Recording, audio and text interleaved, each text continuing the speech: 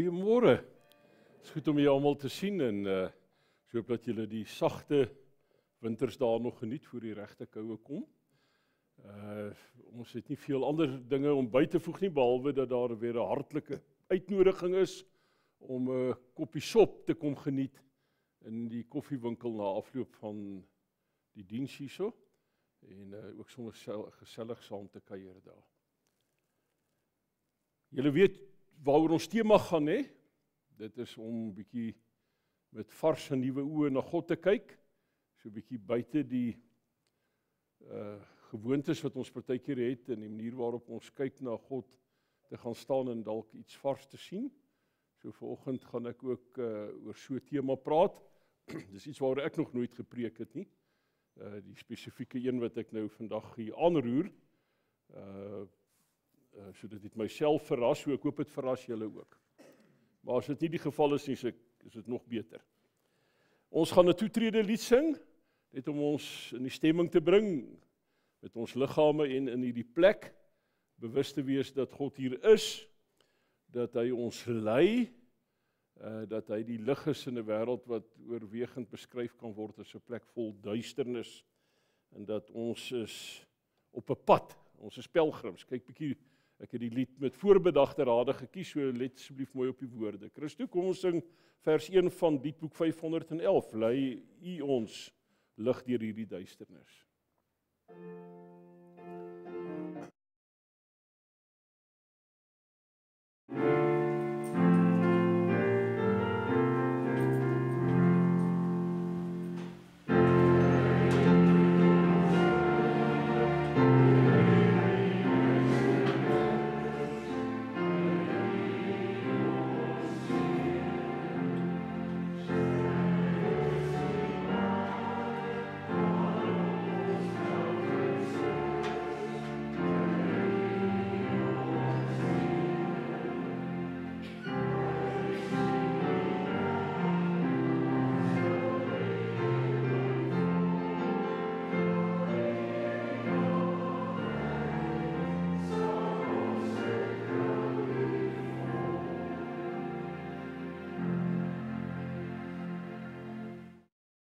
Hy het aan jou mens bekend gemaak wat goed is.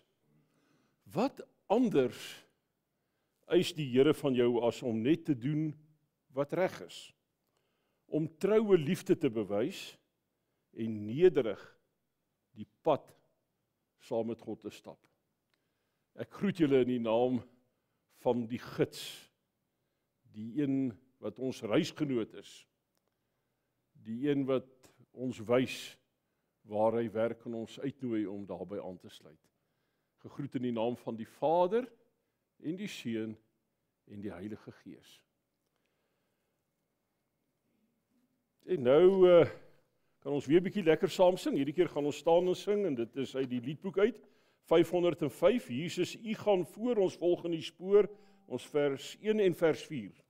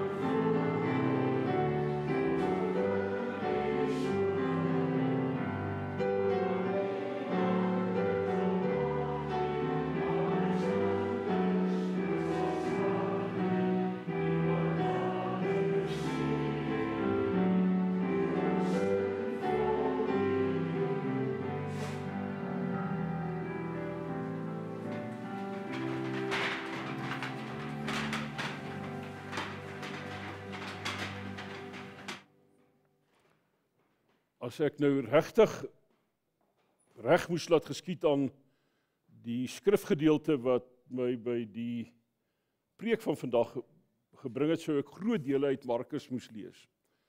Maar genoeg om nou te sê dat daar 40 kere Markus 'n spesifieke soort woordgebruik is wat dui op 'n haastige gang of iets wat vinnig op die ander ene volg. Daarom het ek net so 'n seleksie wat ek lees uit Markus uit.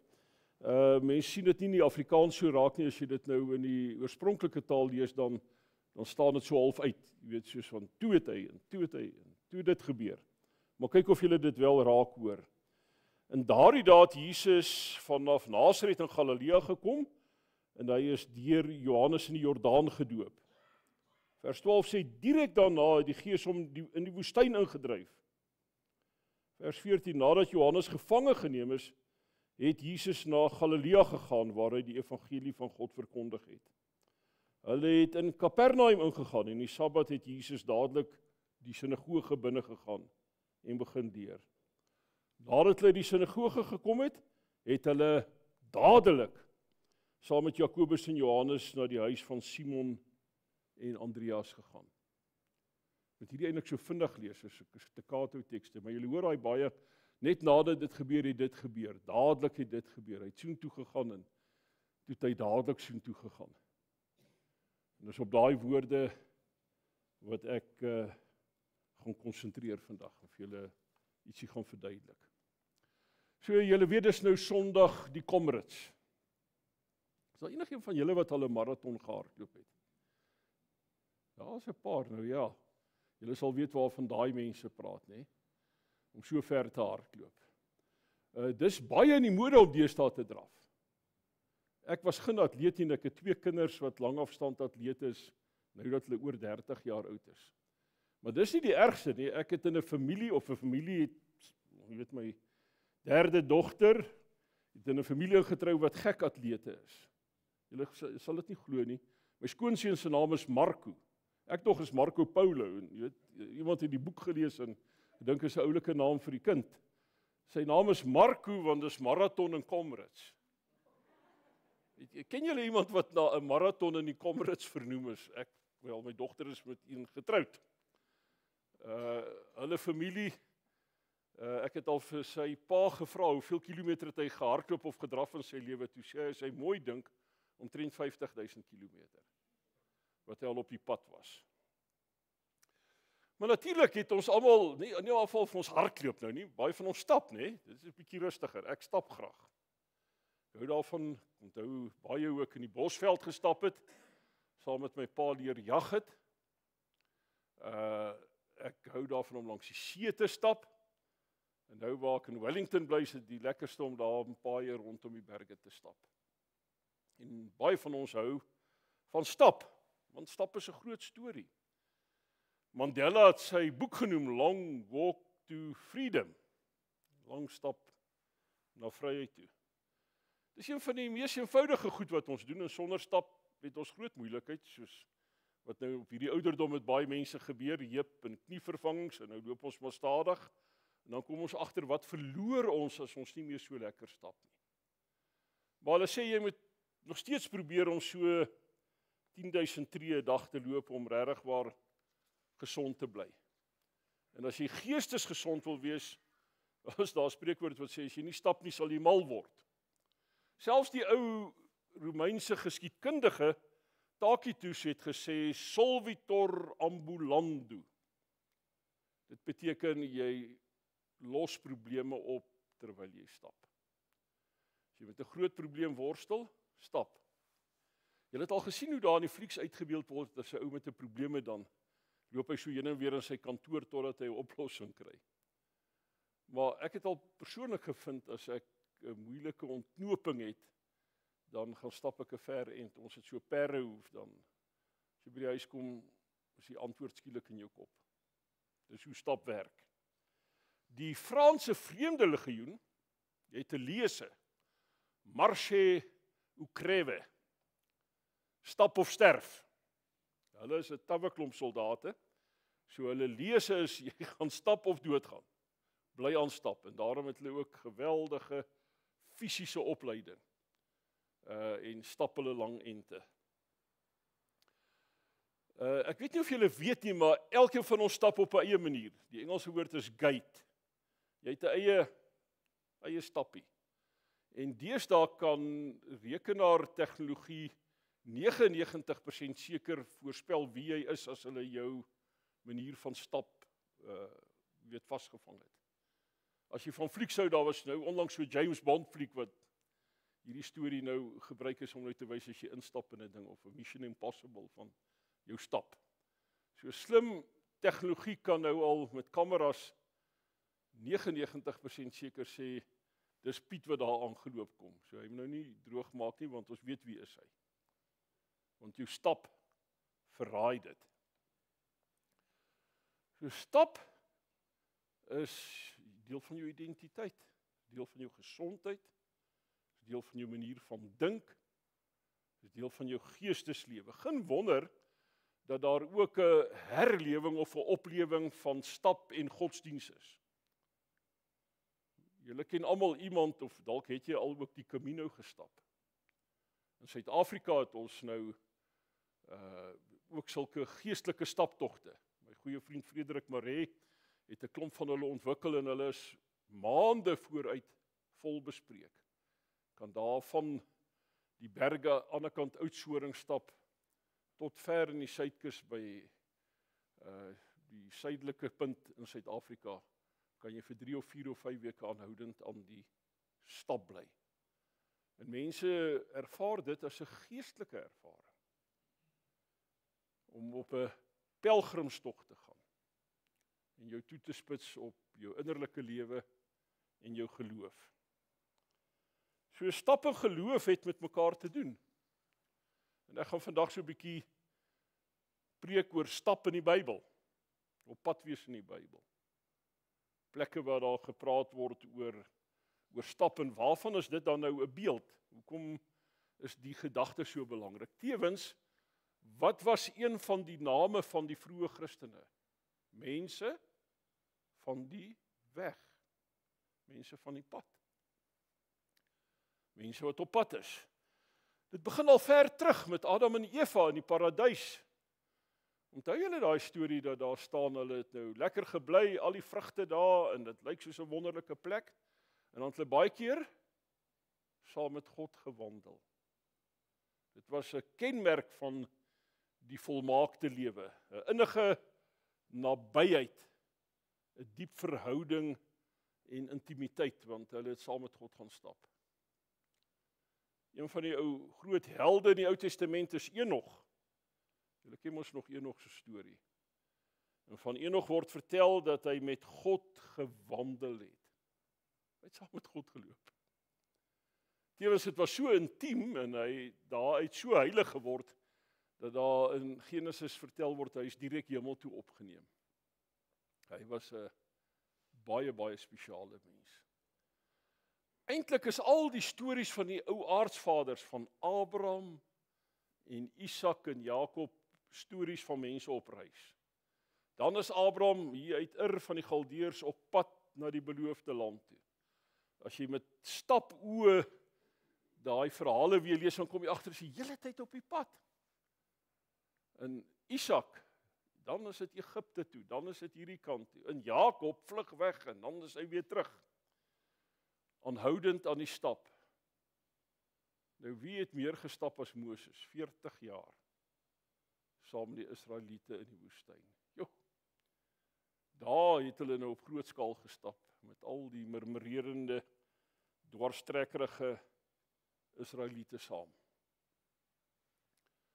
So ek dink dit sal nie vir julle 'n verrassing wees om dan met stapoe na Jesus se bediening te kyk nie. Jesus was 'n uitnemende stapper. Sy bediening begin ver weg van Jerusalem af. Baie noord. En daar het hy oral plekke by die see van Galilea en oral wat hy bedien en dan kom dit al hoe nader. Maar heeltyd is Jesus hier en daar soos Markus nou ook verhaal.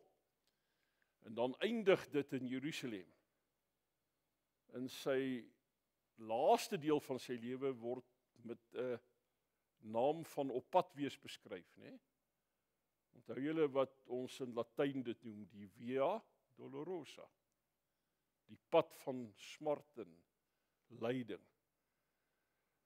En daar selfs in kerke, ook in die gemeente, tye van die jaar in die lydenstyd wat ons die stasies van die kruis het, wat jy dalk in 'n klein ruimte, maar by baie plekke waar daar groot ruimte is, kan jy oor 'n wye ruimte stap. In Jerusalem is dit uitgemerk. En baie pelgrims gaan stap die plekke waar Jesus dan nou 'n besondere ervaring gehad het op sy lydenspad, die Via Dolorosa. Dit hou nie op daarby nie. Wie het naas Moses seker die meeste gestap is? Paulus. Stefan Joubert bereken in die analise van die sendingbriewe dat Paulus omtrent 16.000 kilometer te voet afgelê het. Daar waar Jerusalem nou is, in Israel, deur Turkye, Klein-Asië, dele wat nou Griekeland en Kroasië en daai gebiede is tot in Athene. Maar Paulus was by uitnemendheid 'n stapper wat die evangelie gebring het deur te voet die pad te vat. Geen wonder Christene word mense van die weg genoem nie, né? Weet nie of dit jou help om te verstaan, maar hierdie idee van op pad wees en stap was deel van die geloofstorie dwarsdeur. En ek kan nog baie ander voorbeelde noem uit ander Bybelgedeeltes. Ek wil egter julle aandag fokus vandag ook op 'n unieke manier wat Jesus gestap het.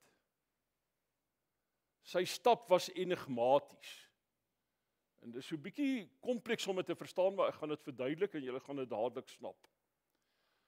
Veral in die antieke wêreld, maar steeds nou nog, was die manier wat jy geloop het verskriklik belangrik om jou sosiale status te wys. Jy het eintlik geoefen om te loop. Nou, ons weet dit, want waar sien ons dit? Ons sien dit as die Britse koningshuis met hulle parties begin. Het julle al gesien hoe loop die royalty? Hulle loop so stadig. Hulle het so koninklike manier van stap as daar troue is of 'n inhuldiging of 'n begrafnis, dan is alles die stap wys eintlik hierdie is regtig belangrike mense. Goeie films oor die antieke tye beeld dit vir ons uit. Dit was absolute kenmerk van adel en keisers en heersers en goewerneurs en prokurators dat hulle het hierdie stappie vervolmaak om deftig te stap, stadig, gedra soos koninklik is. Want hulle het gedink die gode loop ook so. In die Griekse mitologie was die gedagte, gode skarrel nie. Gode is onverstoord en stap soos 'n god of stap soos 'n keiser. So as jy in die Romeinse ryk was, het jy nie gesukkel om agter te kom wie's belangrik en wie's onbelangrik nie. Daai ouens wat so deftig gestap het, hulle het die mag gehad en hulle was belangrik. En wat het die ander ouens gedoen? Die gewone plebs, die slawe en die dienaars en die lae amptenare, hulle het geskarrel, sulke kort vinnige treukies. Dit was van hulle verwag. Moenie sukkel nie, jy weet, wikkel bietjie, roer jou, as werk om te doen. So as jy in 'n tipiese stad of dorp was, sou jy baie gou gesien het wie's belangrik en onbelangrik. Die wat so stadig stap en so in beheer is en so, rustig is, dis belangrike mense. Die wat so skarrel en woel en te kere gaan en hier en daar hardloop en dadelik dit doen en dadelik dat doen, dit was die dienaars en die gewone mense, die skarrelaars. En Markus gebruik nou presies daai terminologie. Dit is een van die interessante goed wat in nuwe navorsing na vore gekom het, dat die taalgebruik verhaal en vertel eintlik iets van die manier van stap. En die woorde wat hy elke keer oor Jesus gebruik is dat Jesus op 'n haastige doelgerigte stap was. Dit is 'n Jesus wat met dringendheid rondbeweeg. Sy optrede en sy manier van doen was, kan ek nou maar in goeie spreekwoordelike Afrikaans sê, om op 'n drafstap sy werk te doen. Dit was kenmerkend van randfigure en slawe en dienaars. Sy hele stappie was een van diensbaarheid en vernedering en assosieer met die minstes. En ons weet mos dis wat Jesus gedoen het. Waar het hy hom gekry? By die melaatses, en die siekes, en die uitgeworpenes, en die slawe, en die randfigure. En hoe het hulle geloop? Hulle het geskarrel. Hulle het vinnig geloop, want hulle was nie royalty gewees nie. So sy stap het letterlik uitgedruk wat sy boodskap is. Ek is hier om jou te kom dien. Ek is hier om by die minstes te wees. Ek is hier om jou te red. Verstaan jy dan nou hoe belangrik dit is as hy sê ek is die weg en die waarheid en die lewe. Niemand kom na die Vader nie behalwe deur my. Daai weg wees, daai pad wees, is ek kom stap die pad saam met jou. Saam met die minstes en die swakkes. En hoekom? Want ek wil hulle help en ek wil hulle lewe verander en ek wil hulle dien. En natuurlik het ek nou al daarna verwys dat die kruistog, die kruispad, die Via Dolorosa uiteindelik die groot simbool van sy lewe word. Dat hierdie reis van lyding en vernedering en swaar kry en versoening uiteindelik die stap van 'n slaaf was. Jy kan dit in jou geestesoë sien, hè? Want daai laaste ruk het hy 'n vrag gedra, die kruis. Maar hy het uiteindelik die vrag gedra van die ganse mensdom se sondelas. En hy het dit gesleep en met swaar kry gedra tot op Golgotha. Dit het teen alles van sy tyd ingedruis. Hy was 'n rabbi. Rabbies is belangrik, hulle stap stadig. Hy's 'n enigmatiese rabbi wat skarrel en dien en mense kom help en anders optree. So dit het ook belangrike implikasies, want as Jesus dan nou disippels roep, dan doen hy dit soos 'n tipiese rabbi en gebruik hulle letterlik taal wat sê jy moet nou die rabbi se, jy moet in die voetspore van die rabbi volg. Jy moet die stof van die rabbi eet as dit ware. In die stof van die rabbi moet jy nou volg as 'n disipel van Jesus. So daar's verwag van volgelinge van Jesus om, jy weet, sy stappie te stap, to walk the walk. Om soos hy te stap, en dit het 'n klomp goed beteken. Vir rabbies het dit beteken dat hulle volgelinge moes die woorde van die rabbi memoriseer. Rabbies was leermeesters, hulle het op plekke gaan sit en hulle daar tuis gemaak en dan het hulle lewenslesse gegee en die volgelinge het geluister. Daar was 'n sterk kultuur om dit wat jy hoor te memoriseer en te herhaal. So in die stofpad van Jesus volg was daar van sy disippels verwag om na sy woorde te luister en dit te memoriseer. En ons is maar te dankbaar daaroor, nê, want omdat dit gebeur het ons in die evangelie so baie woorde van Jesus. Die stories, die gelykenisse, die preke van Jesus is oorvertel, want daar was mense wat op die pad agter hom aangestap het en geluister het. Hulle moes ook sy interpretasie van die heilige geskrifte aanvaar, want dis wat rabbies gedoen het. Rabbies het die wet en die profete en die geskrifte van die Jode gevat en dit geïnterpreteer.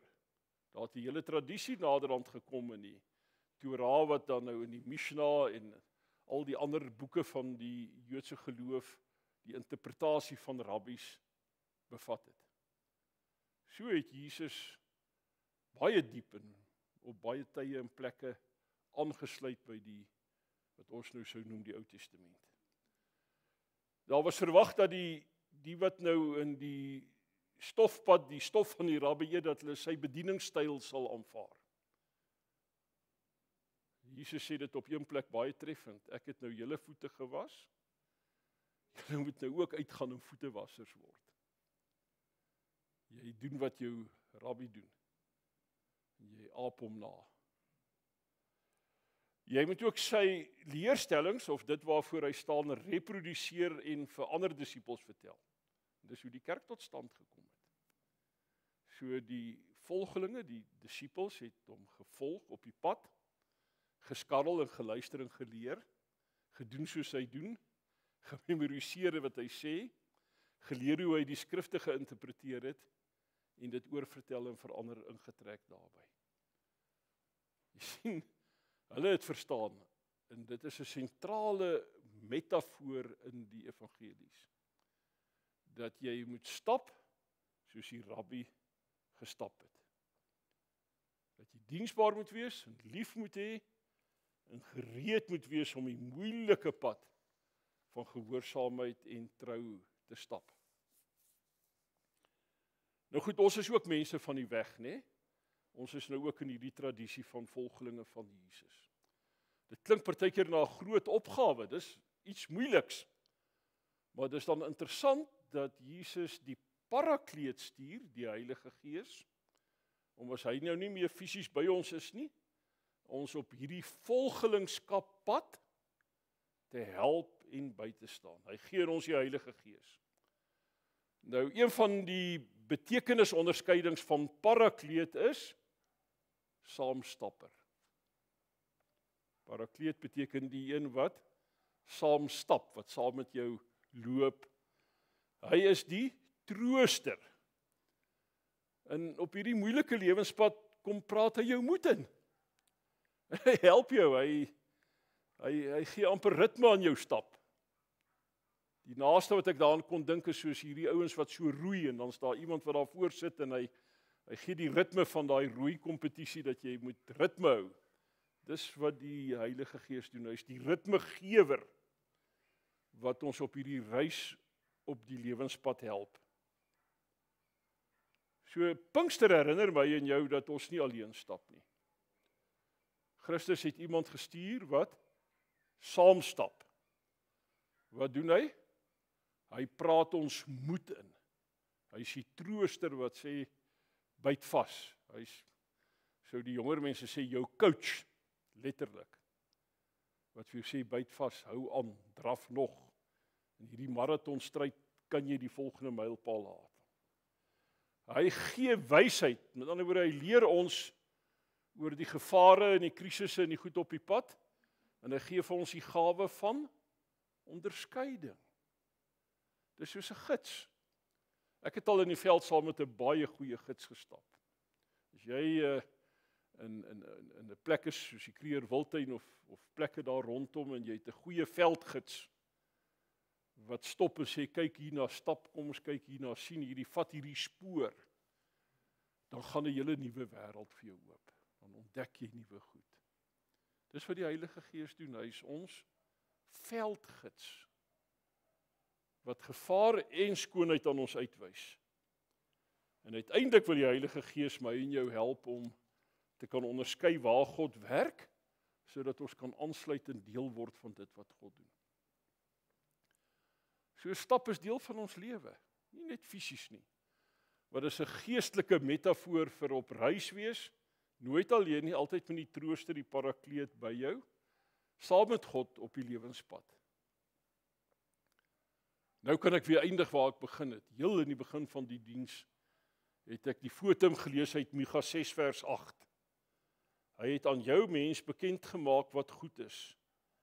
Wat anders eis die Here van jou, as om net te doen wat reg is, om troue liefde te bewys en nederig die pad saam met jou God te loop.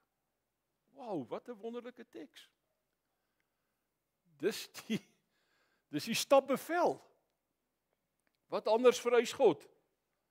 Bewys troue liefde, doen wat reg is en stap nederig die pad saam met God. Dis wat hy wil hê ons moet doen.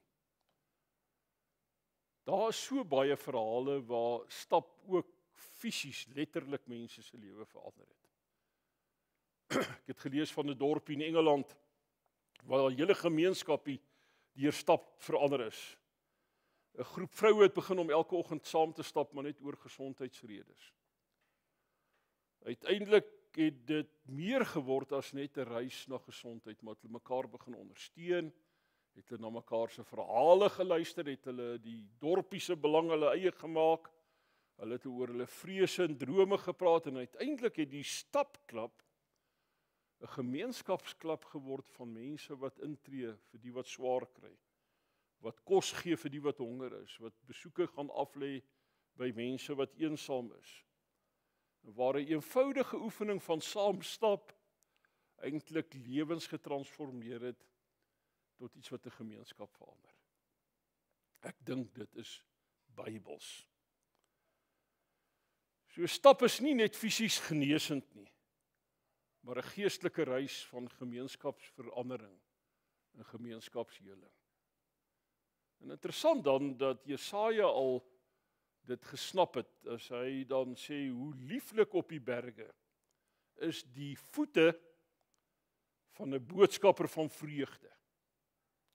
Een wat vrede verkondig, wat 'n goeie boodskap bring, wat verlossing verkondig, wat vir Sion sê, jou God heers as koning. Hoe lieflik is die stapper, die voete van 'n boodskapper, die daad van stap na 'n plek toe, en gaan vertel, daar is verlossing, God heers as koning. So, ons hoef nou nie almal 10.000 tree 'n dag dalk te stap of in te skryf in die raas vir Sondag se komrits nie. Maar op hierdie geestelike reis word ek en jy weer uitgedaag om saam met God te stap. Om nie soos royalty te wees wat bedien word en sit en niks doen nie, maar om sy stem te volg, sy pad te loop, as dit nodig is te skarrel en hard te werk en met blydskap te leef. Hoe lieflik is die voete van die boodskapper van vreugde, die een wat vrede verkondig. Kom ons inspireer mekaar en ander onder die leiding van die saamstapper, die Parakleet, die Heilige Gees, die Trooster. Amen. Ons gaan vanoggend geleentheid gee vir gesamentlike gebed. Ons gaan die gedeelte dan nou nie uitsaai op ons YouTube kanaal nie, want ek dink dit gee 'n bietjie 'n vertrouliker ruimte as ons dit in die ruimte hier binne kan doen.